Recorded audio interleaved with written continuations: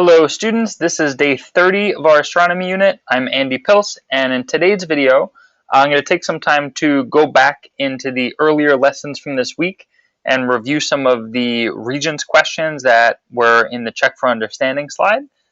So we actually did go over the 3 questions that were there for the lesson on the 26th, so I'll skip that one, but we're going to start on day 27. And the diagram here showing the Nebular Hypothesis. So let's go through these 4 questions. So it says, based on this flowchart, identify the characteristic of a main sequence star that determines whether the star becomes a giant or a supergiant. So I always love the questions that say based on the flowchart, because we know that we can just look at that flowchart to find our answer. And here's giant and supergiant, and the thing that created this fork in the road is the fact that it's either a more massive star or a less massive star. So the only characteristic that's going to determine the fate of the star is the mass of the star. That's it. All stars undergo the process of fusion, and depending on the mass, they'll turn either into a giant and then explode in a supernova, or they'll just kind of fizzle out into a white dwarf and then a black dwarf. 2. State the name of one star labeled in the characteristics of stars diagram in the ESRT that may become a black hole or a neutron star. So it's essentially asking for the name of a supergiant. So we can find our supergiants up here. So Betelgeuse, Deneb, Rigel, any of those stars would be correct answers. Next, identify the nuclear process. If you watched my videos from last week, we know that that's like one of the most popular questions for stars. Whenever it's talking about a nuclear process, you can probably go with fusion, but let's just read the rest of the question. Identify the nuclear process that occurs when lighter elements in a star combine to form heavier elements, producing the star's radiant energy. It's fusion. And the other one that always comes up is the force responsible for fusing lighter elements into heavier elements. That force is gravity. Right. Last one for this diagram. Circle a relative surface temperature and the relative luminosity of the main sequence star Sirius, which is right here in our diagram, relative to our sun, which is down here. So when looking at this diagram, Sirius is, or first it's asking about the temperature, yep. So Sirius is to the left of the sun, and if we look at the temperature scale on the x-axis, we see that it's increasing temperature. So Sirius has a higher temperature than the sun, and for luminosity, Sirius is higher up on the y-axis, so we see that it is more luminous, and according to this logarithmic scale, it's probably about 20 to 30 times more luminous than the sun. Alright, that's day 27. Let's look at day 28. We have this reading on the Big Bang. So let's just pause this video. I'm not going to read it for you, but go ahead and pause the video, read it, I'll read it, and then we'll come back to it. All right, what a read. So, first question is, the Big Bang Theory is widely believed by astronomers to explain the beginning of the universe.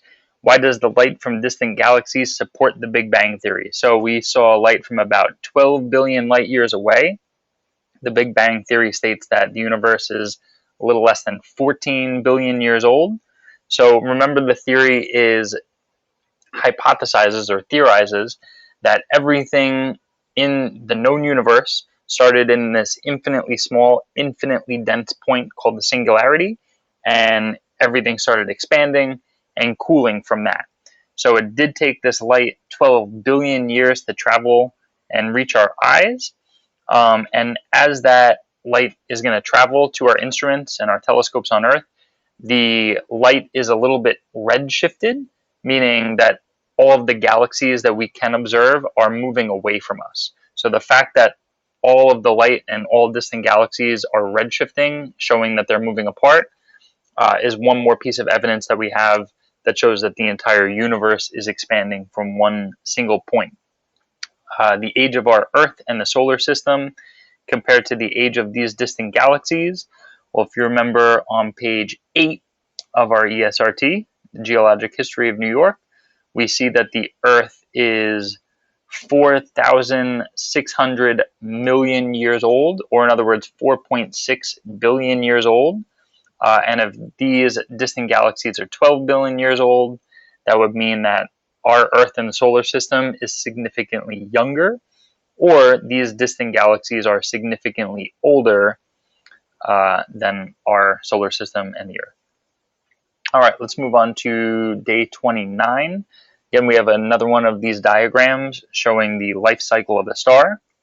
So first question here says the final stage in the cycle of most massive stars.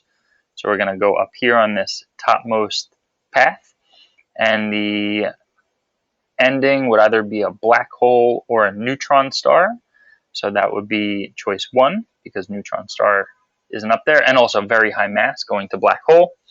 2, which star may once have been similar to our sun in mass and luminosity?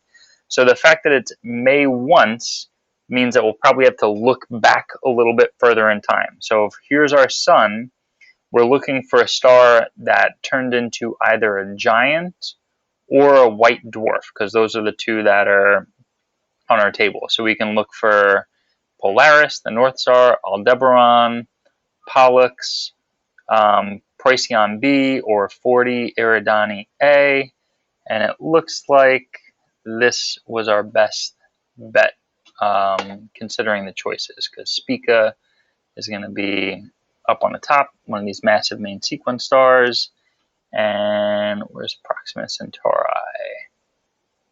All the way down here on the main sequence. All right, so number 3 here, energy is produced in the cores of main sequence stars when we have lighter elements fusing into heavier elements, always because of the force of gravity. Last series of questions, day 30 today. Here we go. Identify the force responsible. Again, we can stop reading right there, because the force associated with stars is going to be the force of gravity, which pulls things in and causes those lighter elements to fuse into heavier elements. But good practice, let's just read the rest of the question. Identify the force responsible for the contraction of a nebula to form a protostar. Easy question, that one's gravity. Lastly, describe how the diameter and luminosity of a main sequence star change as the star either becomes a giant or a supergiant. So looking at this table here, as we go from main sequence to get to giant and supergiant, we're going to see the stars go up. So that means the luminosity is going to increase, and the surface temperature is going to go to the right on this table. And when it goes to the right, that means that the surface temperature is decreasing, right? Because as we move from left to right, the numbers are getting smaller. So the surface temperature decreases, the luminosity will increase, and as we learned on day 26, on the first day of this week's lessons, just because the surface temperature is lower doesn't mean that the star is necessarily cooler, because the star is really growing in size. So it would be like comparing like a small flame of like a match or a lighter to a big bonfire that's burning. That fire, even though it might not be as high a temperature, if there's more of it, if there's more energy being created, then it's going to be generating more heat. Lastly, this week you may have noticed that a lot of the lessons ended with the question of what data or what is there to be gained by studying quasars, by studying pulsars, by studying neutrinos. Well, whenever talking about this stuff, I like to kind of talk about the old sci-fi movies or books, or like people that used to watch Star Trek back in like the 50s and 60s. One of the crazy things about science is that we really don't know what we can find and what we can use until we're actually there. So if you consider the space exploration program has led to advancements that we use on Earth. So we use like things like Velcro that were originally made for astronauts, now we use in fashion and clothing and shoes and people that can't tie their shoes. Things like cell phones. Never in a million years would people in the 50s have believed that we can get on a phone in our pocket that's charged, that we can walk around with, not attached to the home, and we can call someone or FaceTime someone in another country, in another time zone, with the ease of a button. The fact that we can translate things with our cell phones might seem really super futuristic to someone decades and decades ago. So when answering that question, maybe think about some of the research and the developments that are happening around those things, and think about what we can do with that technology and with that research and with that new knowledge. And then again, any type of inference that you can make based on data is good.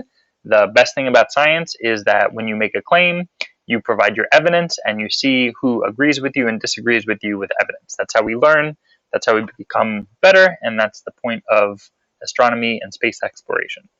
I hope this video was useful. I will see you folks next week. Bye. Have a nice day.